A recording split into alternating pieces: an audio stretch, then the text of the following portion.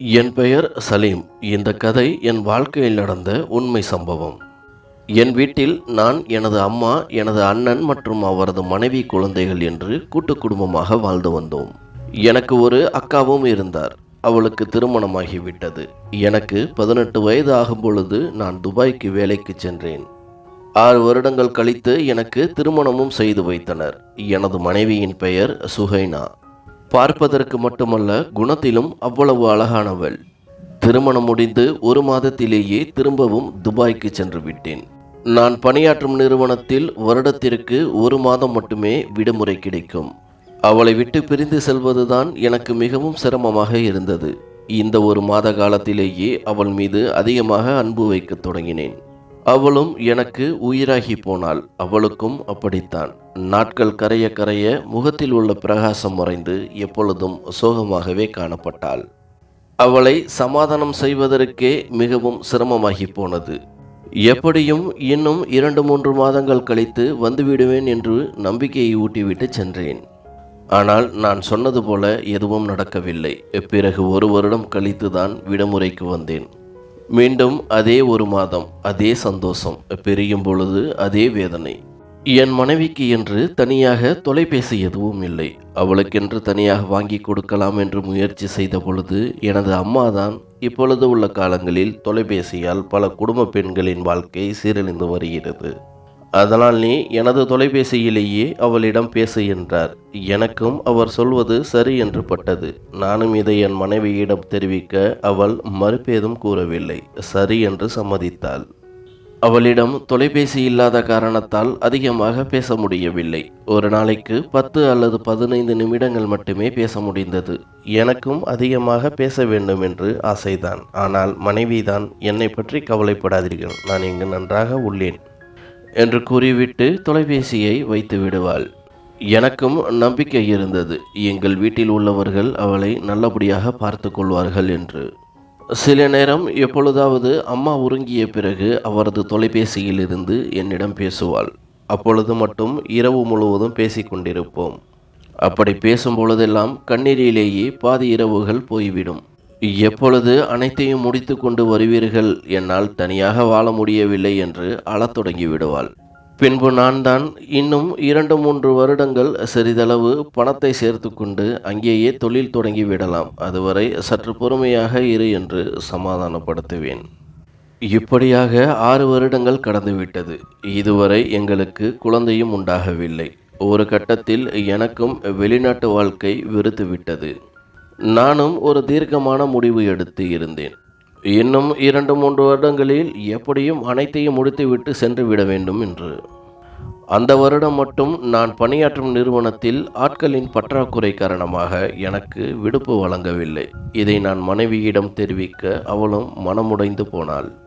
நான் தான் அவளை சிரமப்பட்டு சமாதானப்படுத்தினேன். அந்நாட்கள் பிரிவின் வழியோடு போய்கொண்டிருந்தது. 2 வருடம் கழித்து விடுமுறைக்கு செல்ல இன்னும் சில மாதங்களே எஞ்சியிருந்தன. நானும் அந்த நாளுக்காக ஆவலுடன் காத்து கொண்டிருந்தேன்.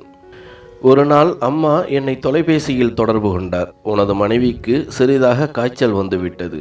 அவளை மருத்துவமனையில் சேர்த்து இருக்கின்றோம். கொஞ்சம் பணத்தை மட்டும் அனுப்பி வை என்றார். நானும் பதறிப்போய் விசாரிக்க அவரோ பயப்படும்படி ஒன்றுமில்லை, நாங்கள் பார்த்து கொள்கிறோம் என்று கூறிவிட்டு தொலைபேசியை வைத்து விட்டார். நானும் எனக்கு தெரிந்தவர்களிடம் பணத்தை வாங்கி அனுப்பி வைத்தேன். ஆனாலும் என்னால் அங்கு இருக்க முடியவில்லை. மனைவிக்கு என்ன ஆனதோ என்று தவிக்க ஆரம்பித்தேன். எனக்குள் இனம் புரியாத ஒரு பயமும் ஏற்பட்டது. இதற்கு மேலும் இங்கே இருக்க முடியாது என்று முடிவு செய்து கம்பெனியிடம் தெரிவிக்க அவர்களும் அவசர விடுப்பு கொடுத்து நாட்டிற்கு அனுப்பி வைத்தனர். நானும் பதட்டத்துடன் வீட்டிற்கு வர அனைவரும் மருத்துவமனையில் இருந்தனர். அங்கு சென்று பார்க்கையில் எனது மனைவி அவசர சிகிச்சை பிரிவில் அனுமதிக்கப்பட்டிருந்தாள். வெளியில் எனது அம்மா மற்றும் உறவினர்கள் கூடியிருக்க என்னை பார்த்ததும் அனைவரும் அழத் தொடங்கினர். இது எனக்கு மேலும் பதற்றமடைய வைத்தது.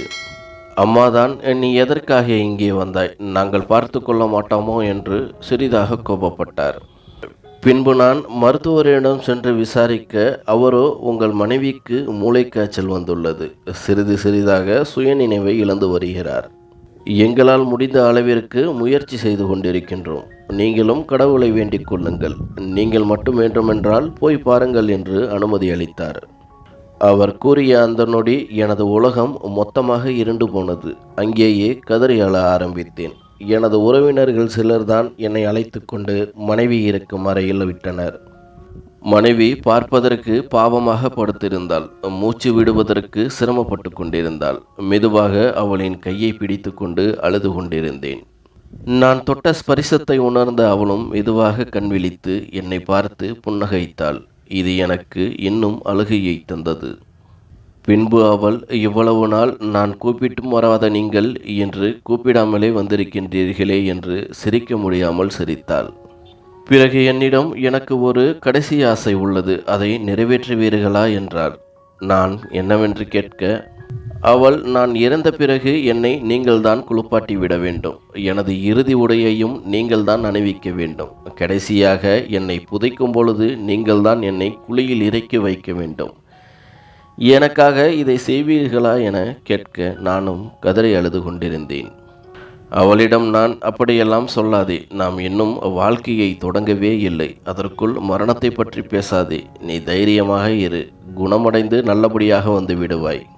பின்பு நீயும் நானும் பல குழந்தைகளை பெற்றுக்கொண்டு சந்தோஷமாக வாழ்வோம் என்றேன் அழுது கொண்டே. அவளும் என்னை பார்த்து புன்னகைத்தாள். சிறிது நேரத்தில் மூச்சு விட மிகவும் சிரமப்பட்டாள். நானும் பதறிப்போய் மருத்துவர்களை அழைக்க அவர்களும் என்னை வெளியே அனுப்பிவிட்டு சிகிச்சையை தொடர்ந்தனர். சிறிது நேரத்தில் வெளியே வந்த மருத்துவர்கள் உங்களது மனைவி இறந்து விட்டார் என்ற துயர செய்தியை தெரிவித்தனர். நானும் மனமுடைந்து அங்கேயே வெகு நேரம் அழுது கொண்டிருந்தேன். பின்பு உறவினர்கள் என்னை சமாதானப்படுத்தி என்னையையும் மனைவியின் உடலையும் வீட்டுக்கு எடுத்து வந்தனர். பின்னர் அவளின் உடலை குளிப்பாட்டுவதற்கு உறவினர்களில் சிலர் முயற்சி செய்ய அவர்களை தடுத்த நானே குளிப்பாட்டுவதாக சொல்ல அவர்கள் அதிர்ச்சி அடைந்து நின்றிருந்தனர். ஏனெனில் பெண்ணின் உடலை ஒரு ஆண் குளிப்பாட்டுவதற்கு அனுமதி இல்லை. அம்மாவும் அக்காவும் கூட அதை நீ செய்ய வேண்டாம் என்று தடுத்தனர். என் மனைவியின் கடைசி ஆசையை நிறைவேற்றாமல் என்னால் இருக்க முடியாது என்று கூறி 2 பெண் உறவினர்களை அழைத்து கொண்டு குளிப்பாட்டுவதற்கான வேலைகளை தொடங்கினேன். அப்பொழுதும் அவள் முகம் அவ்வளவு அழகாக இருந்தது. நான் என்று அவளை திருமணத்தில் பார்த்தோனோ அதே போல அவள் இறந்துவிட்டாள் என்பதை இப்பொழுதும் என்னால் நம்ப முடியவில்லை. நானும் அழுது கொண்டே மற்ற வேலைகளை பார்க்க தொடங்கினேன். அவளது முதுகு பகுதியில் நீரிற்றும் பொழுது அங்கு சில காயங்களும் சில தழும்புகளும் இருப்பதை நான் பார்த்து அதிர்ச்சி அடைந்தேன். ஏனெனில் 2 வருடங்களுக்கு முன்பு காயங்களும் தழும்புகளும் இல்லை. நான் அவசரமாக மற்ற இடங்களில் தேடி பார்க்க கைகளிலும் கால்களிலும் சில தழும்புகள் தென்பட்டன. என்னால் ஓரளவு புரிந்து கொள்ள முடிந்தது, என் மனைவிக்கு ஏதோ ஒரு விபரீதம் நடந்துள்ளது என்று. நானும் அவசரமாக அனைத்தையும் முடித்துவிட்டு பின்பு இறுதி ஆடையையும் அணிவித்து அவளின் உடலை வெளியே எடுத்து வைத்தேன். பிறகு அக்காவை தனியாக அழைத்து நான் கண்ட காட்சிகளை கூறினேன். அவளும், பொறுமையாக இரு, அவளின் இறுதி ஊர்வலம் நல்லபடியாக நடந்து முடியட்டும், அதன் பிறகு அனைத்தையும் கூறுகிறேன் என்றாள்.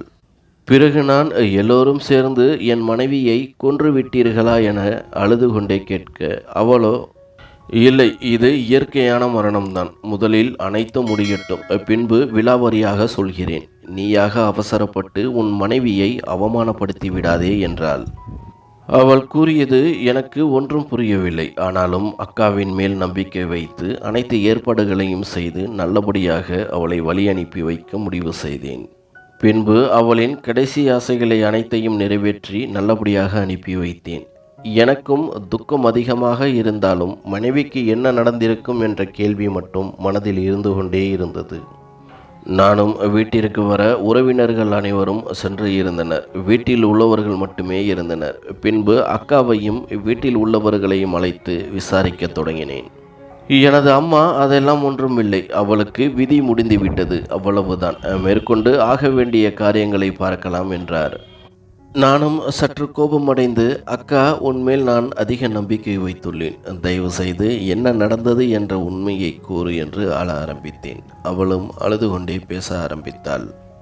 உனக்கு திருமணமானதிலிருந்து அம்மாதான் எங்கே உன் மனைவியிடம் அதிகமாக பேசினாள், அவளின் ஆசையால் வெளிநாட்டை விட்டு வந்து விடுவாய் என்று நினைத்து உன்னுடன் அதிகமாக பேசாமல் பார்த்து கொண்டார்.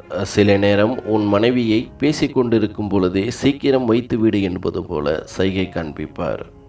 உனது வருமானத்தை நம்பி மட்டுமே குடும்பத்தை நடத்தி கொண்டிருந்தார் அம்மா. எங்கே நீ வந்துவிட்டால் அதுவும் பாதிக்கப்படுமே என்று நினைத்தார். உனது அண்ணனும் சரியாக வேலைக்கு செல்வதில்லை. அவனும் அவனது மனைவி குழந்தைகளும் உன் வருமானத்தை மட்டுமே நம்பியிருந்தனர். அம்மாவிற்கு அண்ணனின் மேல் பாசம் அதிகம் இருந்ததால் அதை கண்டுகொள்ளவில்லை. சில சமயம் உன் மனைவி அம்மாவிற்கு தெரியாமல் இரவு நேரங்களில் தொலைபேசியை எடுத்துச் சென்று உன்னிடம் பேசிக்கொண்டிருப்பாள். அம்மாவும் அதை தெரிந்து கொண்டு காலை விடிந்ததும் உன் மனைவியை திட்டி தீர்த்து விடுவார். ஆனாலும் உன் மனைவி மிகவும் நல்லவள்.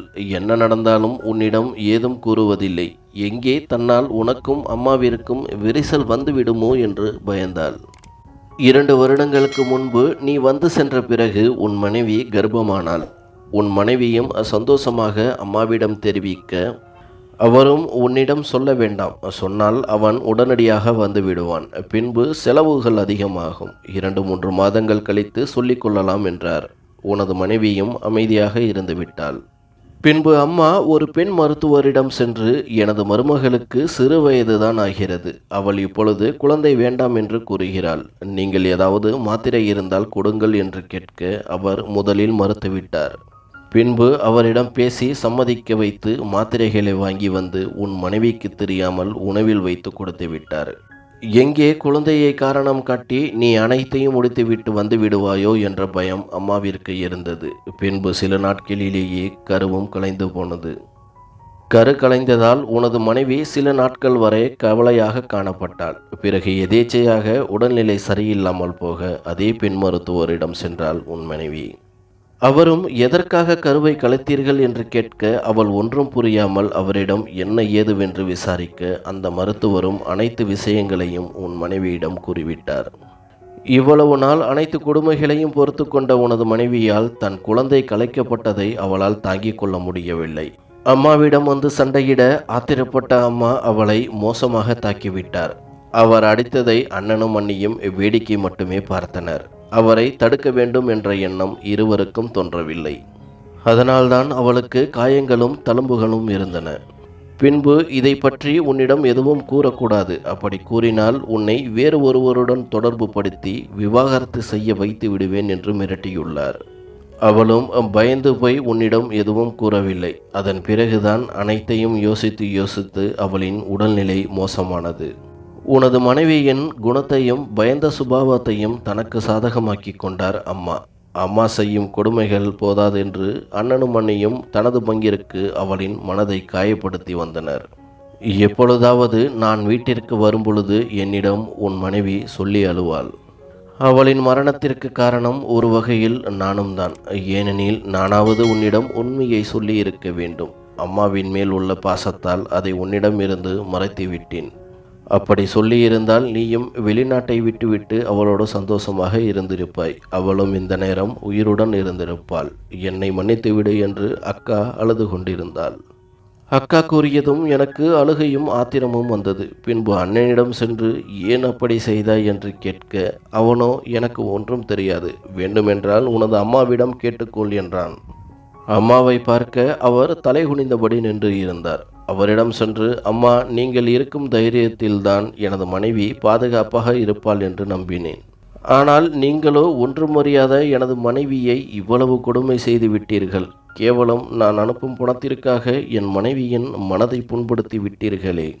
உங்களை எனது அம்மா என்று கூறிக்கொள்வதற்கு வெட்கப்படுகிறேன் என்றேன். அதற்கும் அவரிடம் எந்த பதிலும் இல்லை. அமைதியாகவே நின்றிருந்தார். எனக்கும் அதற்கு மேல் அவரிடம் பேச விருப்பமும் இல்லை. பின்பு 2 நாட்கள் கழித்து வீட்டில் உள்ளவர்களை வெளியேற்றிவிட்டு வீட்டையும் விற்றுவிட்டேன். ஏனெனில் அது என் சம்பாத்தியத்தில் நான் கட்டிய வீடு. வீட்டிலிருந்து வந்த பணத்தை அனைத்தையும் அருகில் உள்ள அனாதை ஆசிரமத்திற்கு கொடுத்து விட்டேன். சில நாட்களில் துபாய்க்கும் வந்துவிட்டேன். அதன் பிறகு வேறொரு கல்யாணத்தை பற்றி நினைத்து கூட பார்க்கவில்லை. ஏனெனில் என் மனைவியை அந்த அளவிற்கு நேசித்தேன். ஒரு கட்டத்தில் நானும் புரிந்து கொண்டேன், பணத்திற்காக மனைவியை பிரிந்து வந்தது என் தவறுதான் என்று. ஆனால் அதற்குள் அனைத்தும் முடிந்துவிட்டது. நானும் துபாய்க்கு வந்து பிறகு சிறிதாக கடை ஒன்றை தொடங்கினேன். வரும் வருமானத்தை அனைத்தையும் ஏழை எளிய மக்களுக்கு கொடுத்து உதவி செய்தேன். அதன் பிறகு கூட நான் ஊருக்கு செல்லவில்லை. இடையில் அம்மா இறந்து போனதாக செய்தி கிடைத்தது. அப்பொழுது கூட நான் செல்லவில்லை. ஏனெனில் அம்மாவின் மேல் இன்னும் எனக்கு கோபம் குறையவில்லை. இப்பொழுது என் வயது 40ஐ கடந்து விட்டது. மனைவியுடன் இங்கு வாழ முடியாத வாழ்க்கையை சொர்க்கத்தில் அவளுடன் வாழலாம் என்று ஆசையுடன் மரணத்திற்காக காத்து கொண்டிருக்கின்றேன். இந்த கதையை பற்றி உங்கள் தாழ்மையான கருத்துக்களை தெரிவிக்கவும். நன்றி.